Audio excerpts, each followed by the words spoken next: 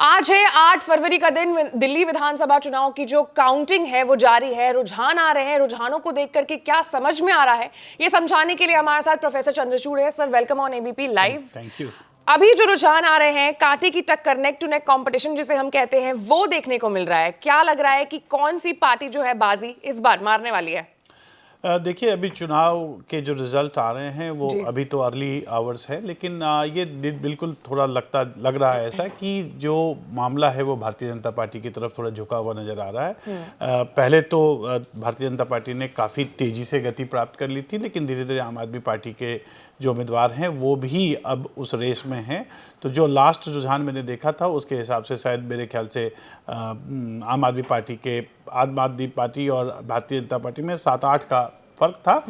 तो ऐसा लग रहा है कि मोमेंटम भारतीय जनता पार्टी की तरफ है, और अगर यही रुझान चलते रहे तो ऐसा लग रहा है कि भारतीय जनता पार्टी की सरकार 26-27 वर्षों के बाद अब बन जाएगी।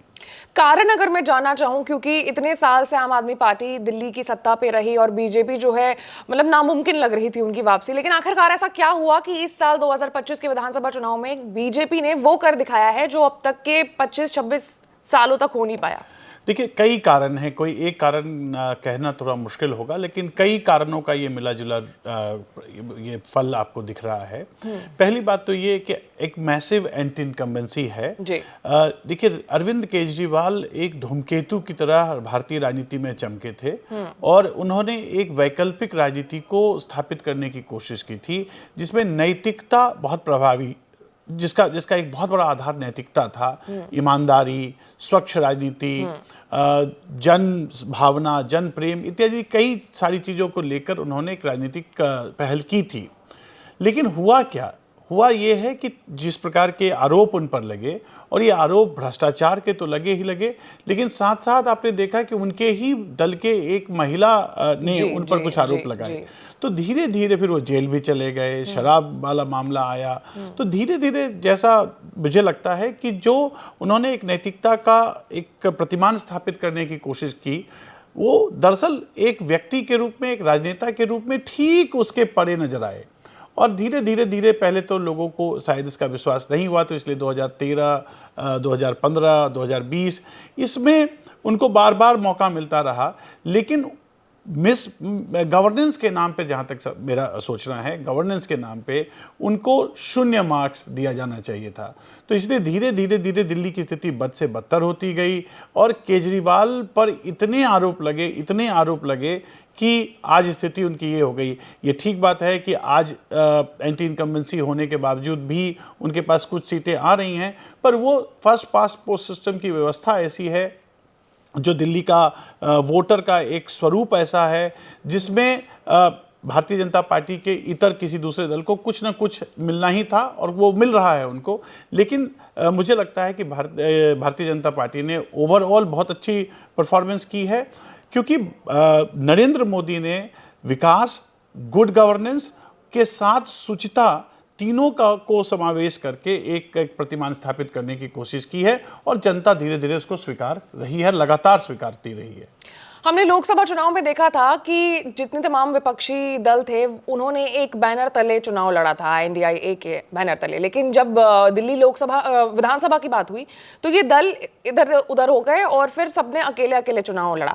तो क्या ऐसा हो सकता था कि अगर INDIA के बैनर तले ही सारी विपक्षी पार्टी विधानसभा चुनाव भी लड़ती दिल्ली में, तो शायद जो परिणाम है वो थोड़े अलग नजर आते हैं? क्योंकि कांग्रेस और आम आदमी पार्टी के जो वोट्स हैं वो कहीं ना कहीं आपस में बंटते हुए नजर आ रहे हैं। ठीक है, बट वो स्ट्रैटेजिक एक चॉइस हो सकता है, वो एक स्ट्रैटेजी हो सकता है। पर आप ये सोचिए ना कि जो आम आदमी पार्टी है, आम आदमी पार्टी तो इन सब चीजों में विश्वास ही नहीं करती है ना।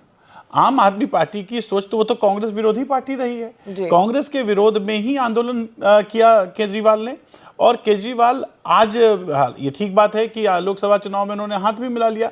तो ये तो मौका परस्ती वाली बात होती है।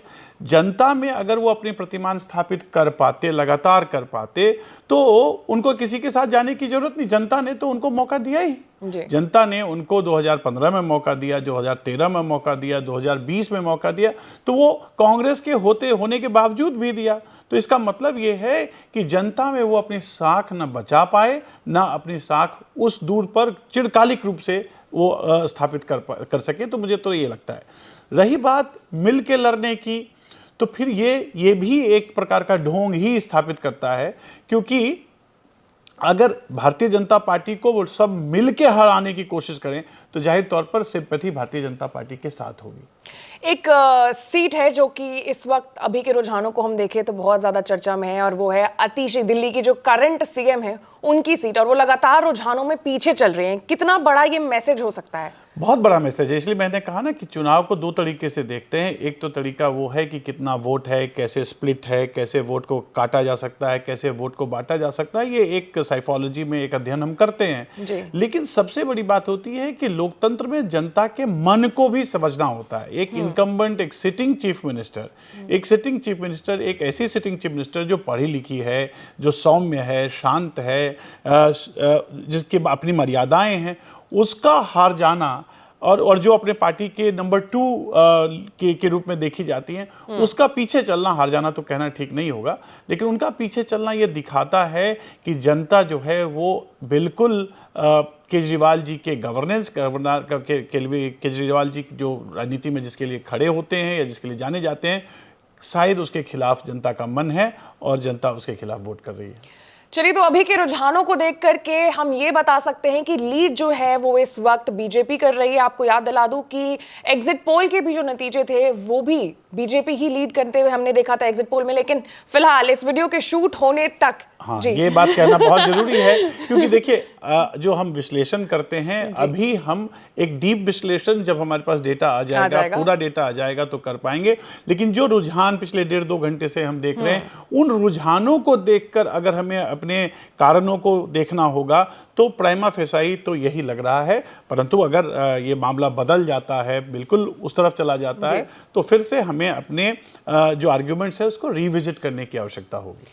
तो इस वीडियो के शूट होने तक अभी के जो रुझान है उसमें बीजेपी आगे चल रही है, और आगे चल रही है ये कह लीजिए, या फिर नेक टू नेक कंपटीशन आम आदमी पार्टी और बीजेपी में चल रहा है। वहीं अब आगे चुनाव से जुड़ी हुई हर एक खबर से अपडेटेड रहने के लिए आपको एबीपी लाइव को लाइक, सब्सक्राइब और शेयर करना होगा। मैं थी आपके साथ आशीष सिंह आनंद।